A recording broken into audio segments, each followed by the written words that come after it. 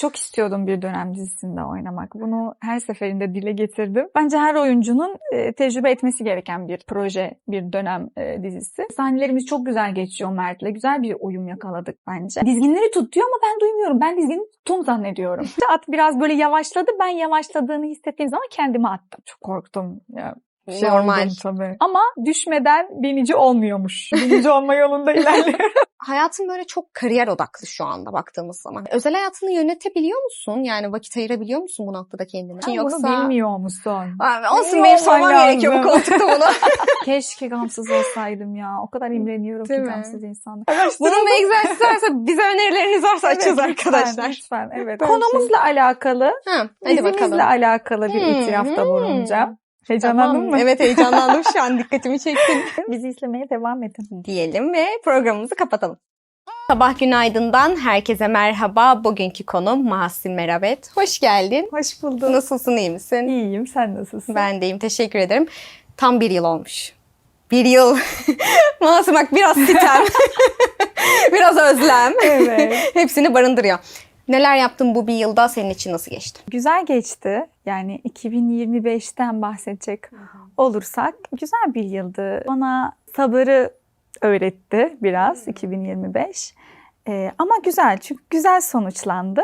Evet. Evet. Güzel değişiklikler oldu. Evet, kesinlikle çok güzeldi. Süper. Çok güzel parladığın bir diziyi aslında geride bırakıp çok daha parlayacağın, çok daha güzel bir diziye geçiş yaptın. Aslında Hande ile konuştuk biz çekim öncesinde. Dedim çok güzel bir kariyer öyküsü aslında, hani güzel bir işe çıkış yaptı, tanındı. Yine çok güzel bir işe başrol oldu, hani girdi falan. İnşallah böyle de devam eder senin için. Kariyer hikayen böyle güzel devam etsin. Nasıl bir çocuktu Mahsin? Yaramaz mıydı? Uslu muydu? Akıllı mıydı? Böyle sorun çıkaran bir tip miydi? Hani böyle dinlemek isterim. Yani sakin bir çocuktum ben. Akıllıydım ama çok meraklıydım da aynı zamanda. Yani çok soru soran bir çocuktum. Kendi kendime çok konuşan bir çocuktum. Hatta ben bunu senin işte daha önceki röportajımızda söylemiştim, hatırlarsan. Küçükken işte yalnız kaldığımda böyle sanki birisi beni izliyormuşçasına anlatıyordum bir şeyler. Onun dışında ama sakindim. Güzel bir çocukluk geçirdim. Ben çok sokakta oynadım.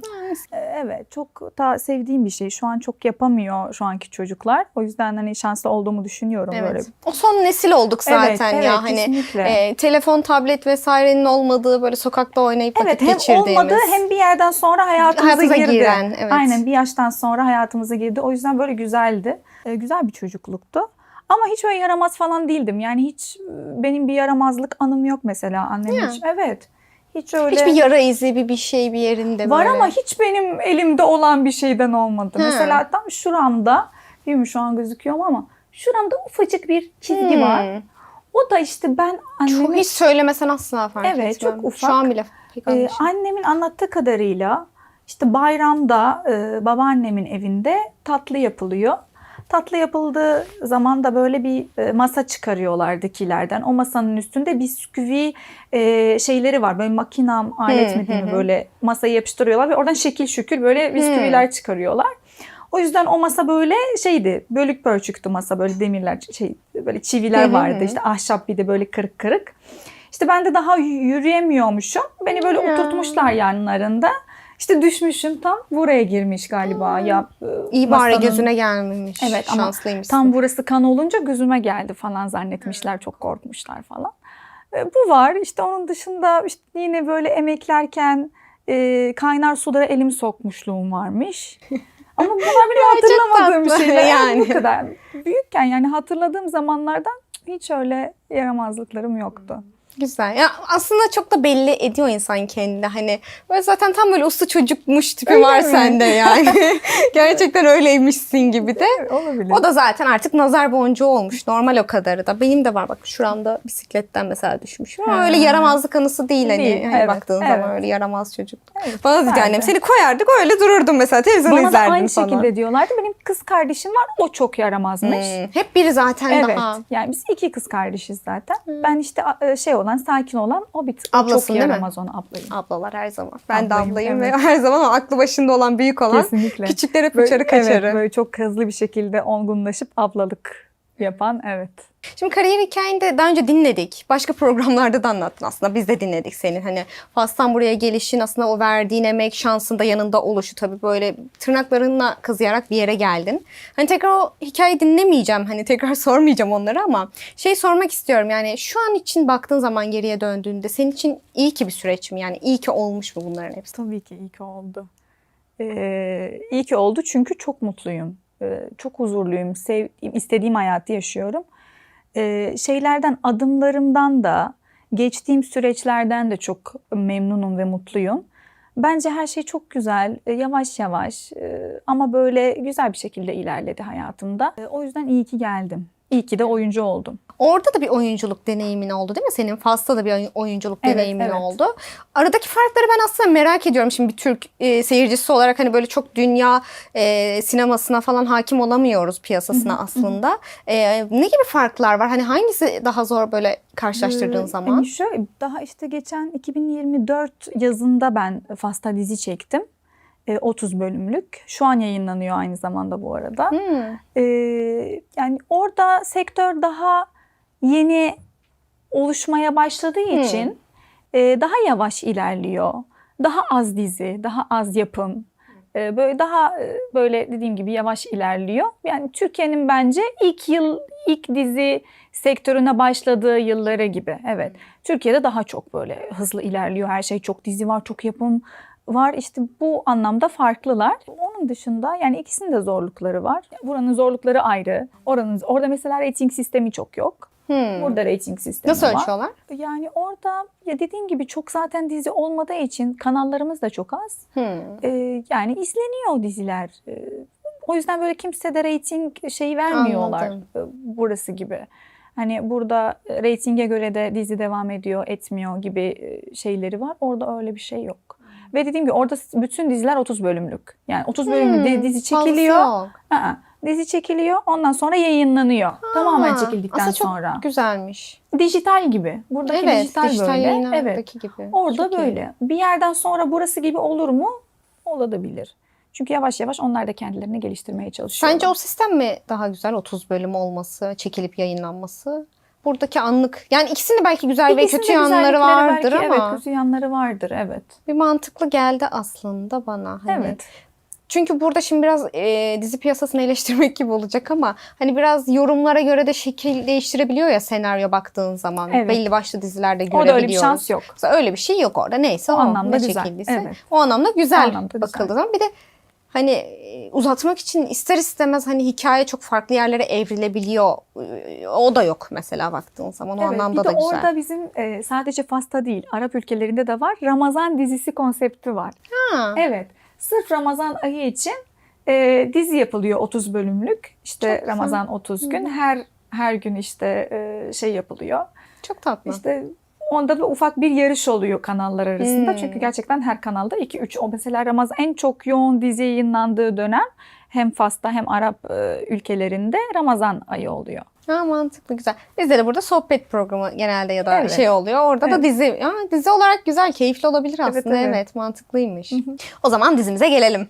Kuruluş Arhan'ımıza gelelim. Şimdi bu sezon böyle çok farklı bir hikaye yazılıyor. Bambaşka yerlere geldi. Böyle oyuncu kadrosu değişti, hikaye değişti.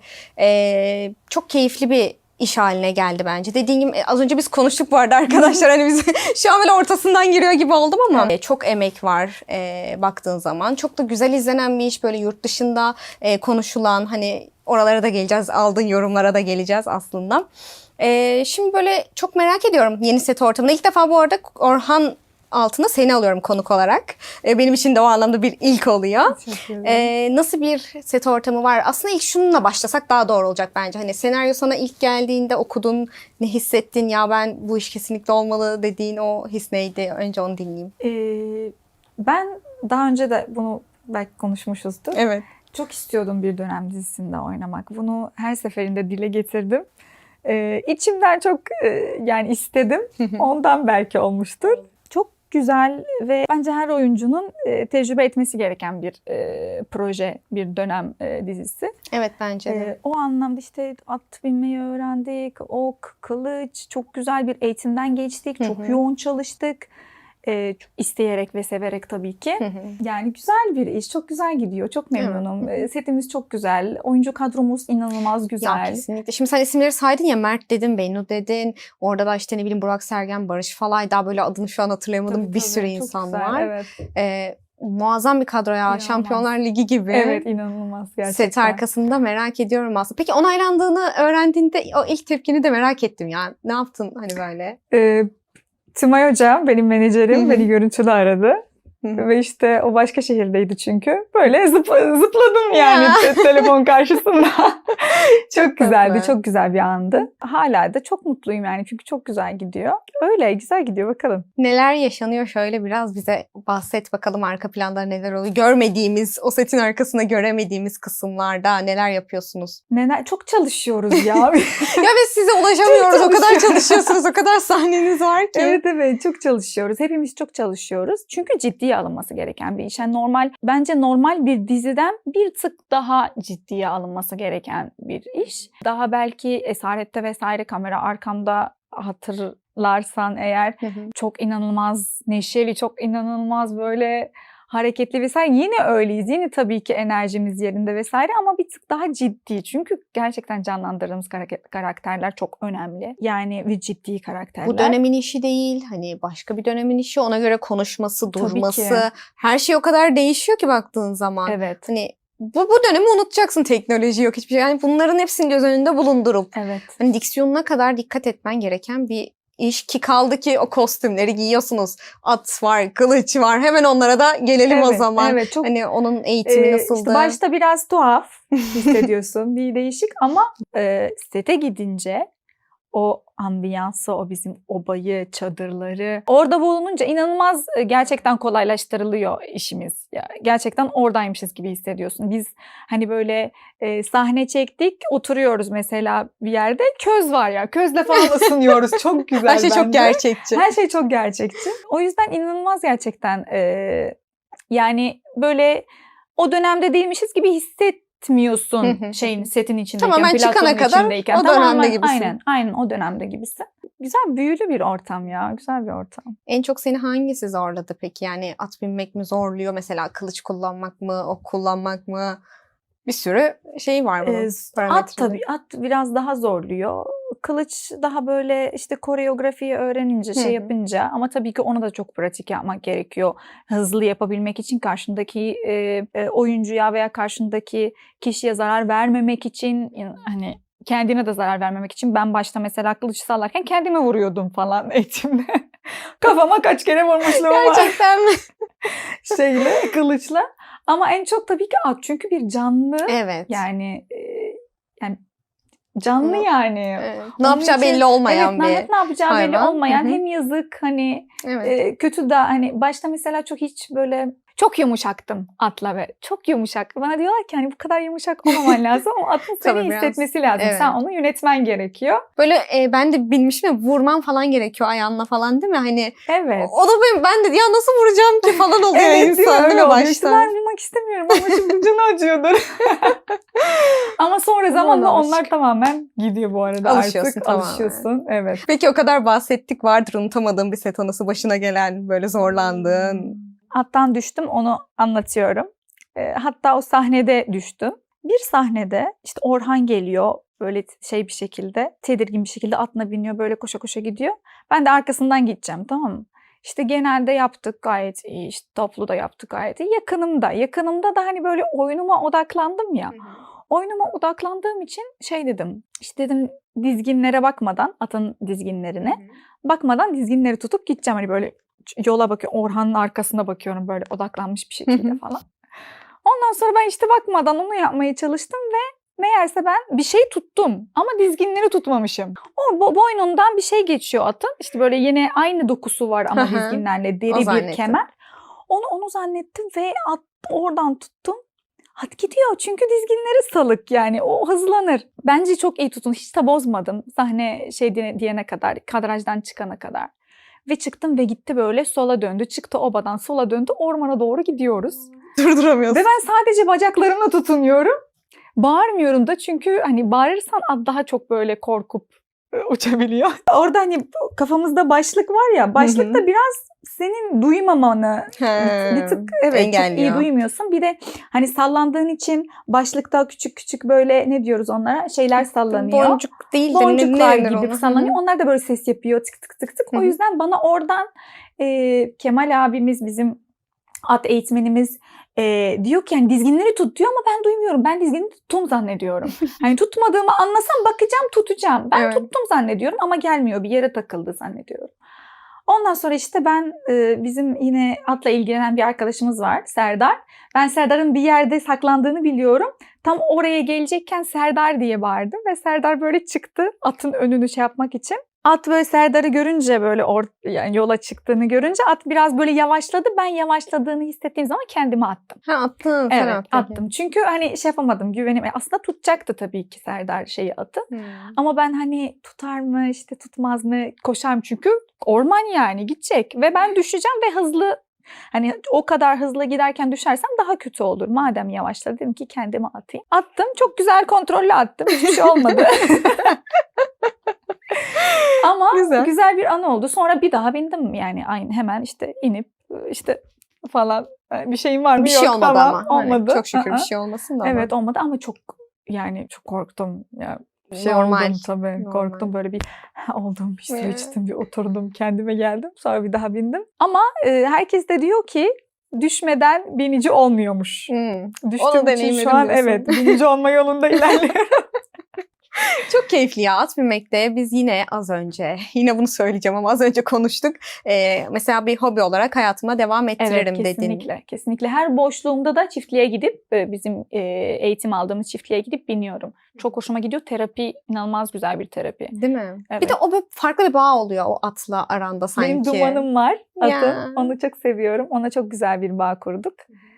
İşte hep dumanlayım. Hep belli mi peki kişilerin atları? Yani seninki bu, onunki bu gibi? Ana böyle çok ata binenler, ana karakterlerin belli. İşte benim, Orhan'ın, ondan sonra başka karakterlerinde. Ama bazen tabii ki bazen şey yapabiliyoruz mesela. Değişebiliyor. Evet, değişebiliyor. Şeye göre, duruma göre. Çok hani bazı atlar çok hızlı. Bazı atlar mesela hantal deniyor. Onlar böyle daha böyle yavaşlar. İşte hangi sahneye daha uyuyorsa öyle anladım. değiştirebiliyorlar bazen. Peki Orhan dedik o kadar. Biraz sormak istiyorum şimdi partnerliğinizde. Mert Yazıcıoğlu da çok sevilen, yani senden iyi olmasın. O da Kesinlikle. hani çok iyi bir oyuncu. Onunla da sahnelerinizi, arka plandaki arkadaşlığınızı hemen sorayım yeri gelmişken. Çok iyi bir insan, çok çalışkan bir oyuncu, çok disiplinli. Sahnelerimiz çok güzel geçiyor Mert'le. Güzel bir uyum yakaladık bence. Yani enerjisi sahnede çok güzel. İnsanı böyle iyi hissettiriyor. Bir de şey de yapıyor, yani nasıl diyeyim, seni taşıyor sahnede. Daha güzel oynamanı sağlıyor. Evet. Destekliyor güzel bir şekilde. Neyse. Tabii ki onun çünkü benden çok daha tecrübesi var. Güzel geçiyor onunla setimiz ya. Sahnelerimizi beğeniyorum ben. Güzel oluyor. Ben ilk sizi o basın toplantısı düzenlendiği gün görmüştüm başlamadan önce. Bir kere orada böyle hani yan yana çok keyifli duruyordu. Belliydi hani zaten güzel olacağı. Hani seni zaten tanıyordum. Hani Mert'i de o gün orada gördüm. O da çok kibar ve hani çok iyi görünüyordu. Dedim tamam hani olur yani evet, buradan. Çok güzel enerjisi var. Evet. Benim de zannediyorum ki hani iyi bir enerjim var. Evet. O yüzden bence güzel tuttu Bence enerjilerimiz. Böyle Keyifli güzelce devam eder inşallah diyeyim ben de. Şimdi kuruluş dünya çapında da izlenenmiş. Özellikle hani Arap ülkelerinde falan, sen de biliyorsundur keza bunu. Böyle nasıl dönüşler alıyorsun? Hani girdikten sonra diziye nasıl yorumlar yapıyorlar? Tabii olumsuz yorumlar da vardır muhakkak. O da Allah'ın emri yani. Ona yapacak bir şey yok ama hani böyle bir dinlemek isterim. Nasıl geri dönüşler aldığını. Çok güzel dönüşler aldım. Şimdi Esaret'te yeni bir kitle yine yurt dışında izleniyorduk ama Kuruluş serisi gerçekten inanılmaz izlendi. Yani sırf işte Kuruluş Orhan'a başladığım için bir sürü işte Fas'tan yazanlar oldu. Çok işte gurur duyuyoruz vesaire. Yani Arap olmamdan dolayı Arap ülkelerinden yazanlar oldu. Güzel mesajlar geliyor. Çok güzel mesajlar geliyor. Ben de işte elimden geleni yapıyorum çok güzel canlandırmak için ve güzel bir imaj vermek için. Güzel ama benim genel olarak dönüşler Güzel. çok güzeldi. O öbürleri de zaten artık Allah'ın emri dediğim gibi yemek Aynen yemek gibi öyle. linç yiyoruz. Ya ben bile bu kadar Aynen linç öyle. yiyorsam senin ya da sizin gibi oyuncuların Yani yememesinin imkanı yok Normal ama yani. ya. O kadarı normal, evet. hayatta da herkes herkesi sevmiyor ki. Herkes Evet. Sosyal medya zaten Tabii. öyle bir çukur artık. Tabii, Hani tabii, eleştiriler. öyle. Kimse o kadar çok şeyler. sevmek zorunda değil. Ya ben şu an şunu şuraya koyuyorum diye bile dedim ya sana çekimden önce. Şundan bile linç yiyeceğim biliyorum. Yasemin Hanım telefona bakıyor gibi yapıyorsunuz. Öyle yapmayın. Ya arkadaşlar bırakın da nasıl yapacağımıza biz karar Evet, verelim bazen. evet. Bu gerçekten çok gereksiz. Önemli ve- olan bizim keyif almamız. Aynen öyle. Biz keyifli miyiz? İyi miyiz? Aynen. Mutlu muyuz? Önemli olan o. Şu çay senin önünde durmasa ben ondan da linç yiyorum. Mesela sen kendin çay içiyorsun, Allah konuğuna Allah. söylemiyorsun diyenler Aa, o oluyor. kadar. Evet evet bunlardan bile. Ya içmiyor İçiyorum, ki çay söylemiyorum veriyor. yoksa sadece kelime söyleyecek halim yok. Tatlı da veriyor. Ben her bunu şeyi veriyor. düşünebiliyorum. Her şeyi veriyorum. Söyle Her söyle. şeyi veriyor. Biz böyle tok bir şekilde başlıyoruz. Vallahi yemek, çay her şeyi söylüyoruz. Her şey var. Ya bunun açıklamasını yapmak bile Evet. çok korkunç değil mi? Yani ne diyeyim neyse vallahi. Ben Twitter sildim. Çünkü ya çok güzel şeyler var bu arada. İnanılmaz güzel destekleyenler var vesaire. Ama bazen gerçekten çok daha önce de söylediğim bir cümle. Boşuna bir kötülük var. Evet evet. Ondan da böyle maalesef artık bizde de şey huyu var ya. Tamam güzel şeyler görüyoruz ama böyle yine de kaydırıp kötüyü Arıyoruz. değil mi arıyoruz. sanki özellikle? Evet, Yani özellikle. 100 tane de bir tane kötü varsa biz ona takılıyoruz Evet mesela. ve sonra mesela bir daha dönüp bilmiyorum bende öyle oluyor bazen. Aynı böyle yorumlara bakıp ya acaba fikrini değiştirdi mi falan benim hakkımda diye. Hala aynı mı düşünüyor falan gibi böyle çok kötü bir şey bu. Evet. O yüzden bir Çok şöyle silip bakmamak bir daha lazım. yüklüyorum, silip bir daha yüklüyorum. Detoks yapıyorum kendi İyi kendime. yapıyorsun. Çok iyi geliyor. Ama bir yerden sonra çok linç yedikten sonra şey oluyor. Onu önemsememeye Alışkanlık başlıyorsun. haline Evet geliyor. evet Ben de artık bir bakıyorum. bağışıklık yazmışlar deyip geçiyorum. kazanıyorsun. Evet. Evet öyle. Çok enteresan bir yer. Ama çok normal. Yani baktığım zaman sadece biz değil. Yani hem en normal insan bile linç yiyebiliyor. Hani hiç ünlü olmayan normal kendi halinde bir insan da linç yiyebiliyor. En ünlü Tom Cruise'lar falan da linç yiyebiliyorlar. O yüzden normal. 7'den 70'e herkes nasibini Bence alıyor. başarının şeyi, Biraz. başarının Doğru. göstergesidir.